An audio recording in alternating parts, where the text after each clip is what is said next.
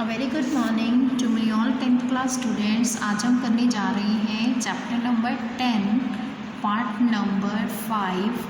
आज हम सीखेंगे कि किस तरह से रे डायग्राम्स ड्रॉ किए जाते हैं। तो बच्चों आज हम करेंगे कनकेव मिरर के बारे में। तो अगर आपको रे डायग्राम्स के बारे में और जानकारी चाहिए तो पिछली वीडियोस ज़रूर देखिए, तभी आपको ये समझ में आएगा।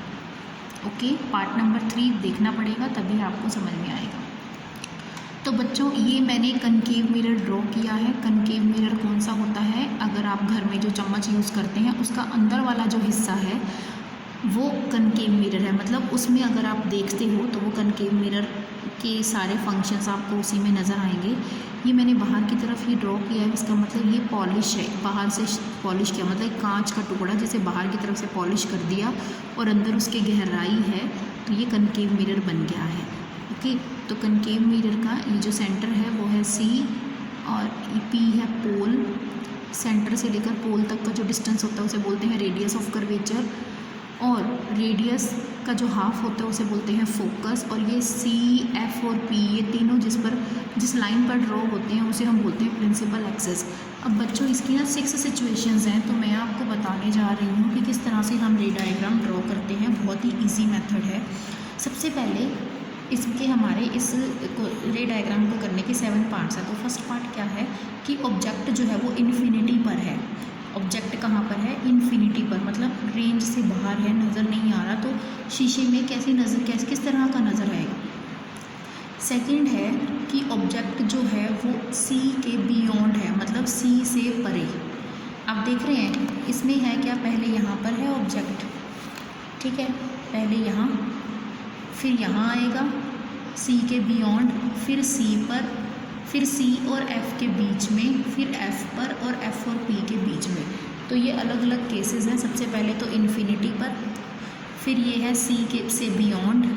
यहाँ देखिए C पर आ गया ऑब्जेक्ट, अब कहाँ आ गया? C और F के बीच में, और अब F पर, और लास्ट में है F और P के बीच में है ऑब्जेक्ट। ओके, तो ये इनका सीरियल वाइज है कि किस तरह से ऑब्जेक्ट आते हैं। सबसे पहले इन्फिनिटी, फिर बियॉन्ड C, फिर एट C, फिर C और F के बीच में, फिर F पर, और फिर F और P के बीच में। मतलब कि ये बढ़ रहा है। कैसे बढ़ रहा है? पहले यहाँ, फिर यहाँ, फिर C पर, फिर C और F के बीच में, फिर F पर, और फिर F और P के बीच में। तो ये इनके 6 केसेस हैं। बच्चों को ये याद रखने में थोड़ी प्रॉब्लम होती है, तो मैंने इसलिए आपको 6 के 6 केसेस बता दिए कि किस तरह से ऑब्जेक्ट जो है वो जाते हैं।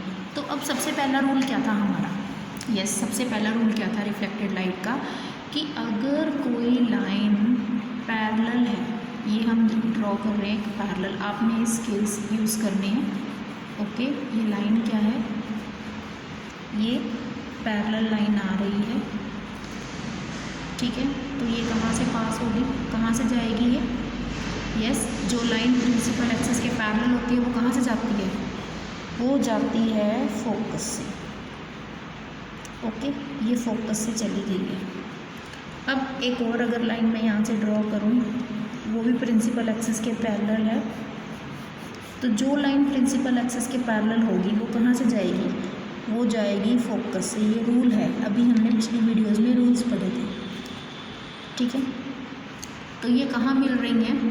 फोकस पर। और कैसी इमेज बन रही है? बिल्कुल पॉइंट साइज।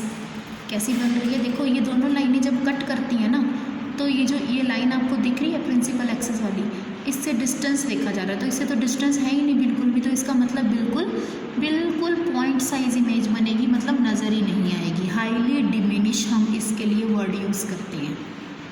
ओके, नेक्स्ट है हमारा, तो ये हमारा था कि जब ऑब्जेक्ट इन्फिनिटी पर होता है तो इमेज बनती है, कहाँ बनती है? फोकस पर बनती है। साइज़ कितना है? Highly diminish. सेकंड देखिए, अब ऑब्जेक्ट आ गया हमारा बियॉन्ड B, बियॉन्ड C। कहाँ आया ऑब्जेक्ट? Beyond C। और अब ये देखिए, ये इसका हेड है, ठीक है। हेड से लाइन जा रही है, कहाँ जाएगी? पैरेलल। तो जो लाइन पैरेलल है वो अब कहाँ से पास होगी? हाँ जी, जो लाइन पैरेलल है वो कहाँ से पास होगी? वेरी गुड, वो पास हो गई फोकस से। कहाँ से पास होगी? फोकस से। बिल्कुल ऐसे स्केल रख के ना आपने फिर ड्रॉ करना है, यहाँ से फोकस से जाएगी ये लाइन। ओके, और जो लाइन सेंटर ऑफ कर्वेचर से जाएगी वो सेंटर ऑफ कर्वेचर से ही वापस आएगी। ये देखिए, ये जा रही है सेंटर ऑफ कर्वेचर से लाइन, ठीक है, ये जा रही है सेंटर ऑफ कर्वेचर से गई, यहाँ से गई और यहीं से ही वापस आ गई। ये यहाँ से गई थी और यहाँ से वापस आई थी, ठीक है। तो देख रहे हैं आप, ये लाइन गई पैरेलल, कहाँ से आएगी? फोकस से। और जो सेंटर ऑफ कर्वेचर से जाएगी वो सेंटर ऑफ कर्वेचर से ही आ जाएगी। अब ये दोनों लाइनें कहाँ कट कर रही हैं? कहाँ कट कर रही है? इस पॉइंट पे कट कर रही है ना, तो यहाँ से हम ये लाइन ऐसे ड्रॉ कर देंगे और ये एरो। इसका मतलब है कि जिसका एरो ऊपर था अब वो एरो नीचे है। मतलब अगर हम सीधे खड़े हैं ना इस शीशे के सामने तो हम उल्टे नज़र आएंगे और हमारी इमेज भी छोटी नज़र आएगी। कैसी नज़र आएगी? छोटी नज़र आएगी। मतलब अगर आप चम्मच का अंदर वाले हिस्से में अपनी शक्ल देखेंगे, अपना फेस आप देख रहे हैं, तो अगर चम्मच आपसे दूर है तो आपको कुछ भी नज़र नहीं आएगा। अगर आप चम्मच से थोड़ी पास आ गए हैं तो आपको अपनी इमेज छोटी नज़र आएगी। ओके, और उल्टी नज़र आएगी, उल्टा फेस नज़र आएगा आपको। ओके, नहीं नज़र आ रहा हो तो देखना ज़रूर, आप ये करके देखिएगा। आप साफ साफ देख सकते हैं इसमें स्पून में, जो कि बिल्कुल शाइनी स्पून है। नेक्स्ट देखिए, अब है ऑब्जेक्ट हमारा सी पर, मतलब कि सेंटर ऑफ कर्वेचर पर। अब कहाँ से जाएगी लाइन? वही रूल है, ये गई पैरेलल, ये कहाँ से वापस आएगी? फोकस से। कहाँ से जाएगी वापस? यस, फोकस से। ये चली गई। दूसरी कहाँ से जाएगी?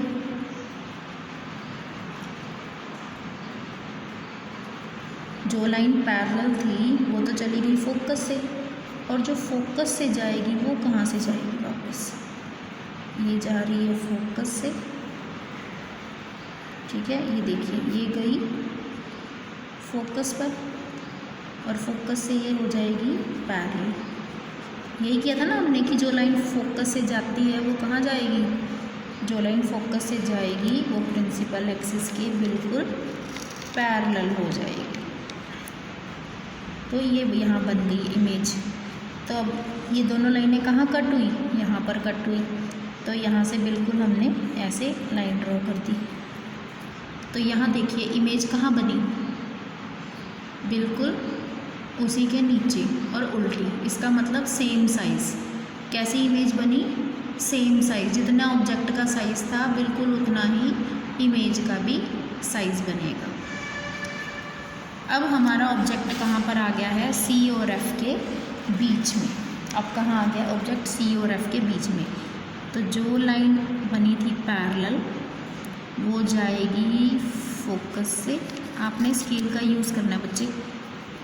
ओके, जो लाइन गई प्रिंसिपल एक्सिस के पैरेलल वो वापस कहाँ से जाएगी? यस, वो जाएगी फोकस से, ठीक है। और जो जा रही है फोकस से, ये अब फोकस से जा रही है। ये गई फोकस से, तो ये कहाँ जाएगी? अब ये जाएगी प्रिंसिपल एक्सिस के पैरेलल। प्रिंसिपल एक्सिस के पैरेलल। तो ये यहाँ कट हुई। ये दोनों लाइनें यहाँ पर कट हो रही हैं, ठीक है। ये देखिए ज़रा, तो यहाँ ये ऑब्जेक्ट था, ये गई पैरेलल और आई फोकस से, और जो फोकस से गई वो आई पैरेलल। ये देखिए, ये जाने का साइज है, मिरर की तरफ गई है और ये मिरर से आई है। दूसरी ये फोकस से जा रही है और ये वापस रिफ्लेक्ट होकर आ रही है। तो ये दोनों लाइनें यहाँ मिली हैं, तो ये बन गई हमारी इमेज। देखिए ऑब्जेक्ट कितना छोटा था और इमेज कितनी बड़ी है। देख रहे हैं आप, ऑब्जेक्ट छोटा था और इमेज बड़ी है। तो यहाँ पर इमेज जो है वो एनलार्ज हो चुकी है। इमेज क्या हो गई है? एनलार्ज। नेक्स्ट आ जाइए, नेक्स्ट है हमारा फोकस पॉइंट। फोकस में हम कैसे ड्रॉ करेंगे? जो लाइन है प्रिंसिपल एक्सिस के पैरेलल वो कहाँ से जाती है, वो जाती है फोकस से। यहाँ से हमने स्केल के साथ फोकस से इसको लेकर जाना है,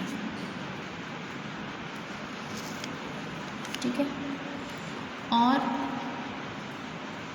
जो कर्वेचर से जाती है वो तो कर्वेचर से ही जाएगी। ये देखिए, ये कर्वेचर, ये हमारी कर्वेचर से लाइन आ रही है और ये कर्वेचर से ही लाइन ये जा रही है। अब ये देखिए, ये दोनों मिल रही हैं, ये दोनों नहीं मिल रही, तो इसका मतलब ये जो लाइन है ये क्या बनाएगी, ये जाएगी इन्फिनिटी पर। मतलब कि अगर हमारा ऑब्जेक्ट फोकस पर रखा जाएगा तो इमेज कहाँ बनेगी, बहुत दूर जाके बनेगी और बहुत बड़ी बनेगी, जो कि नज़र नहीं आएगी, ठीक है बच्चों। तो नेक्स्ट जो है, अब है हमारा लास्ट पार्ट। अब हमारा जो ऑब्जेक्ट है वो कहाँ है, अब ऑब्जेक्ट है फोकस और पोल के बिल्कुल बीच में, फोकस और पोल के बिल्कुल बीच में है ऑब्जेक्ट, ठीक है।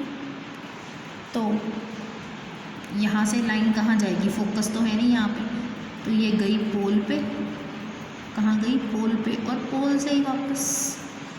तो यही था ना, हमने सबसे लास्ट पार्ट किया था कि जो बिल्कुल पोल से जाएगी और पोल से ही वापस आ जाएगी, ठीक है। अब इधर आ रही है तो मुझे इधर ये ड्रॉ करना पड़ेगा, इधर बिल्कुल इस तरफ, और ये जो हमारी प्रिंसिपल एक्सिस है इसको थोड़ा सा बढ़ाना पड़ेगा। दूसरी लाइन कहाँ से जाती है, सेंटर ऑफ कर्वेचर से, तो ये रहा हमारा सेंटर ऑफ कर्वेचर, ये इधर हेड के पास से बिल्कुल स्केल के साथ हम करेंगे इसको, ये हम ये बिल्कुल यहाँ पहुँच गए। तो ये देखिए दोनों लाइनें यहाँ पर मिल रही हैं, ठीक है। तो ये बनेगी हमारी इमेज, हाईली एनलार्ज।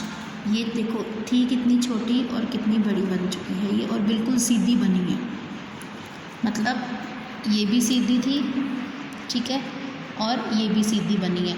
तो जब इस तरह से बिल्कुल सीधी इमेज बनती है तो उसे हम बोलते हैं वर्चुअल एंड इरेक्ट। ऐसी इमेज को हम क्या बोलते हैं, ये जो इमेज बनी है ऐसी इमेज को हम बोलते हैं वर्चुअल एंड इरेक्ट। और ये जो बाकी की ऊपर इमेजेस बनी थी ये बनती हैं रियल एंड इन्वर्टेड। ओके बच्चों, ये कौन सी बनेगी, रियल एंड इन्वर्टेड। ये सारी जितनी भी ऊपर बनी है वो रियल एंड इन्वर्टेड बनी है। आई होप आपको समझ में आया होगा।